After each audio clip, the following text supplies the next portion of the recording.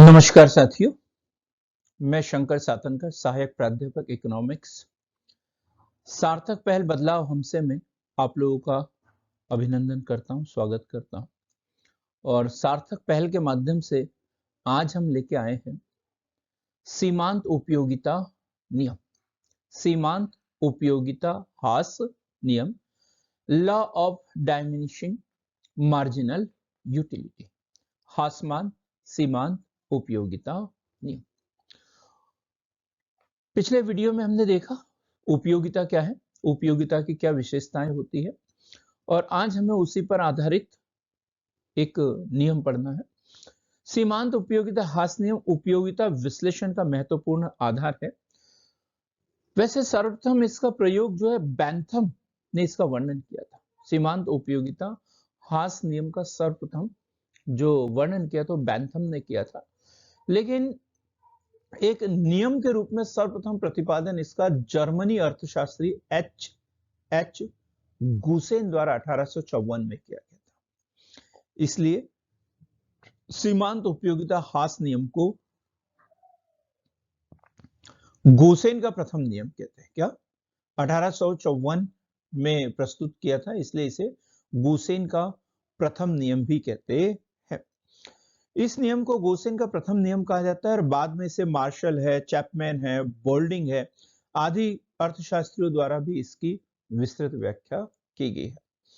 Martial महोदय का कथन है, उन्होंने परिभाषित किया है कि किसी मनुष्य के पास किसी वस्तु के स्टॉक की मात्रा में वृद्धि करने से जो अतिरिक्त लाभ उसे प्राप्त होता है, अन्य बातों के समान रहने पर वस्तु के स्टॉक की मात्रा में प्रत्येक वृद्धि के साथ घटता जाता है। अर्थात क्या होता है, शुरुआत में हमारी जो आवश्यकता होती है बहुत तीव्रता लिए हुए होती है, तीव्रता लिए हुए होती है। तो उस समय जब हम पहली इकाई का उपयोग करते हैं तो हमें अधिक उपयोगिता प्राप्त होती है, लेकिन जैसे जैसे हम एक ही वस्तु की एक से अधिक इकाइयों का उपयोग करते जाते हैं तो जो हमारी आवश्यकता है वो धीरे धीरे संतुष्ट होते रहती है, और संतुष्ट होने के कारण प्रत्येक अगली इकाई से जो उपयोगिता प्राप्त होती है क्रमशः घटते जाती है। तो इसी को हम सीमांत उपयोगिता हास नियम कहते हैं। किसी आवश्यकता की संतुष्टि के लिए जैसे जैसे वस्तु की विभिन्न इकाइयों का उपभोग करता है, वैसे वैसे उसे अगली इकाई से मिलने वाली वस्तु की सीमांत उपयोगिता क्रमशः घटती जाती है। अब सीमांत उपयोगिता नियम लागू होने के कारण कौन कौन से हैं, कारण कौन कौन से हैं? तो इसकी दो शर्तें हैं।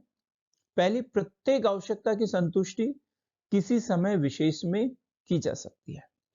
वैसे सामान्य नियम है, सब लोग जानते हैं कि मनुष्य की आवश्यकता है जो है वो अनंत है, लेकिन और उसे कभी पूरा नहीं किया जा सकता। लेकिन प्रत्येक आवश्यकता की संतुष्टि किसी समय विशेष में की जा सकती है। जैसे प्यास लगी थी, पानी पी लिया, अब वो जो प्यास की जो आवश्यकता थी वो समाप्त हो गई। भूख लगी थी, खाना खा लिया, तो भूख की जो आवश्यकता है वो संतुष्ट हो गई। इसी प्रकार हमें पत्र लिखना था, कागज लिया, पेन लिया, लिखा, हमारी आवश्यकता संतुष्ट हो गई। तो प्रत्येक आवश्यकता की संतुष्टि किसी समय विशेष में की जा सकती है, और वस्तुएं एक दूसरे के अपूर्ण स्थानापन्न होती है, पूर्ण स्थानापन्न नहीं होती। स्थानापन्न वस्तुएं अर्थात ऐसी वस्तुएं जिनका उपयोग एक दूसरे के स्थान पर किया जा सकता है, तो स्थानापन्न वस्तुएं कहलाती है। जैसे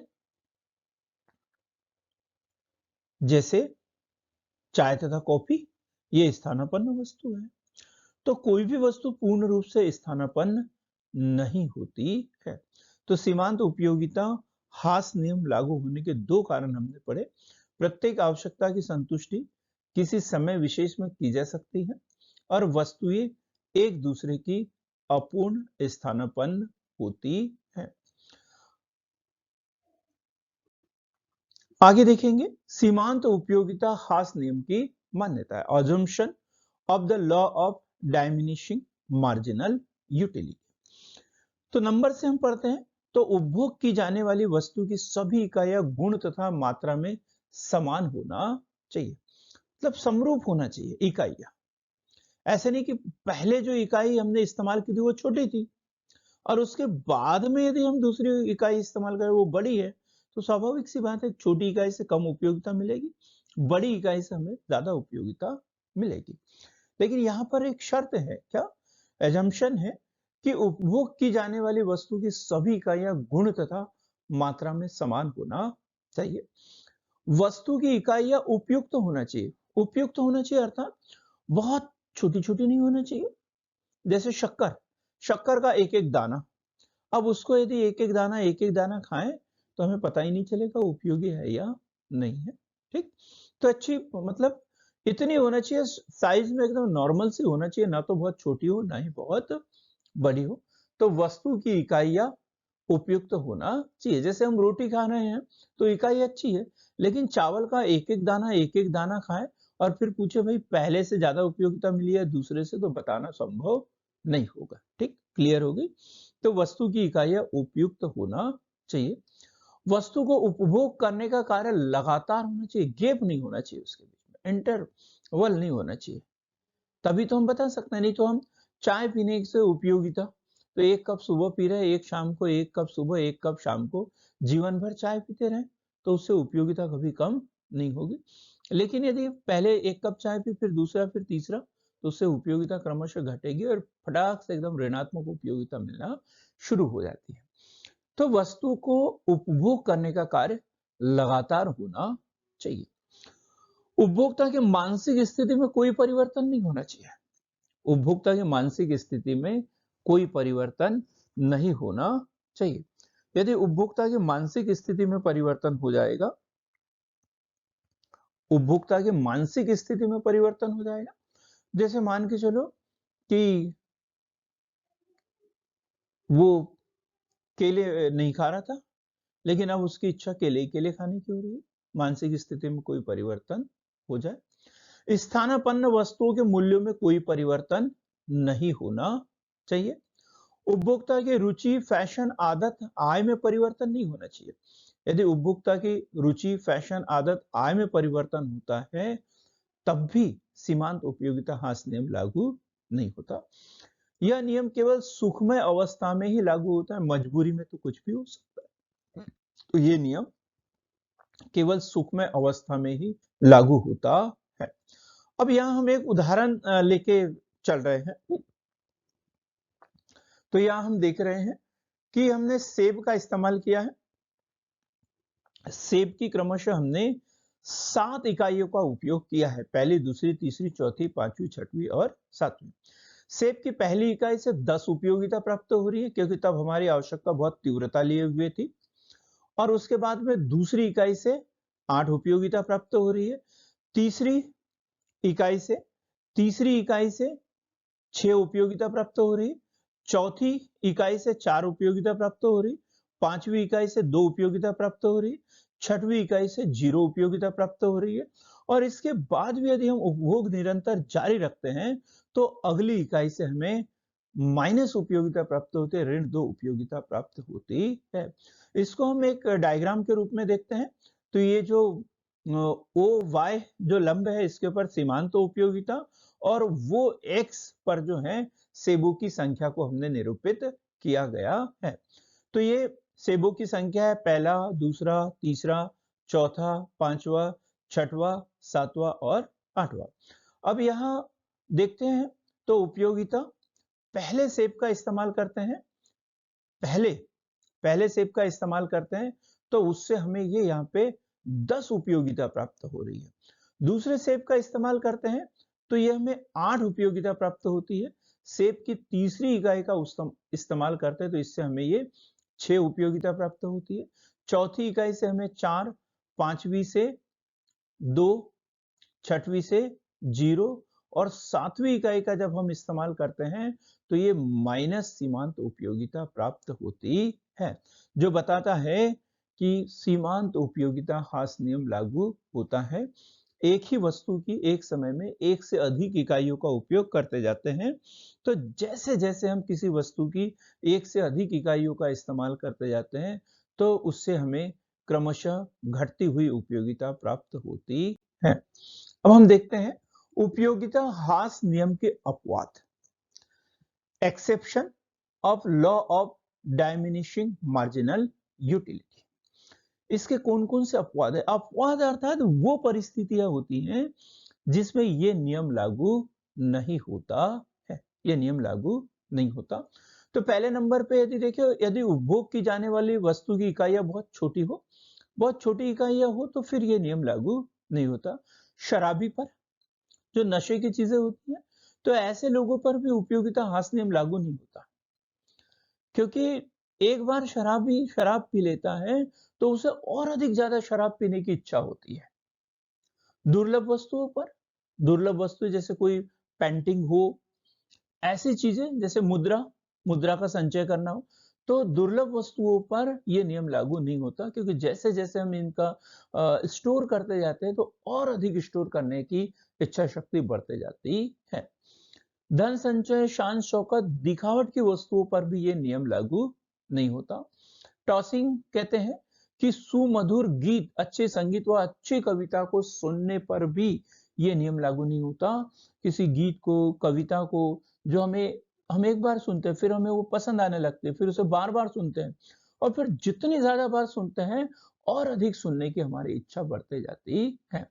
किसी वस्तु के उपभोक्ता की संख्या बढ़ जाने पर भी ये नियम लागू नहीं होता, क्योंकि जब इसकी उपभोक्ताओं की संख्या बढ़ जाएगी तो हमारे मन में ये आएगा कि आगे वस्तु मिले या ना मिले, तो हम और अधिक इन वस्तुओं का उपभोग करना शुरू कर देते हैं। तो हमने सीमांत उपयोगिता हास नियम के अपवाद पढ़े।